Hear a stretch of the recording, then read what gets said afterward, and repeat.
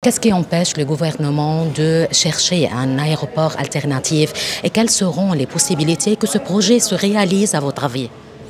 En réalité, il y a un aéroport alternatif, c'est l'aéroport de Clayout, car tout le dispositif juridique est valable.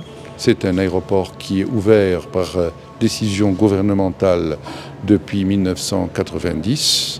Il a servi pendant cette période au transport aérien national interne entre l'aéroport de Beyrouth et l'aéroport du Nord Clayout. Il a servi donc.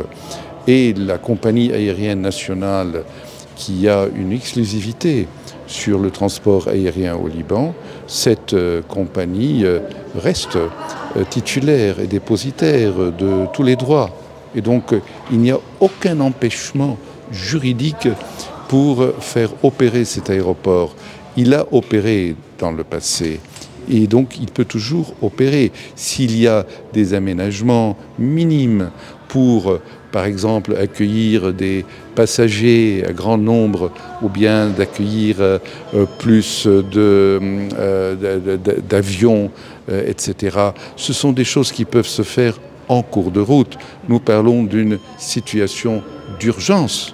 Nous sommes dans une situation d'urgence au Liban. Il n'y a pas eu au Liban encore une déclaration de cette situation d'urgence nationale. Il y a simplement une déclaration d'urgence sanitaire.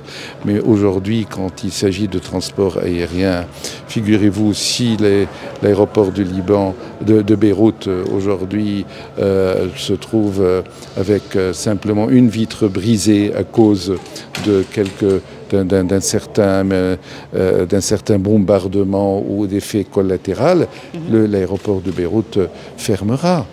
Et qu'adviendra-t-il des dizaines de milliers de ressortissants étrangers qui sont déjà au Liban? Qu'adviendra-t-il de toute la population libanaise qui se trouvera otage de cette indifférence ou incompétence ou impuissance du gouvernement parce qu'il est plongé dans ses contradictions internes? Non, il faut ouvrir.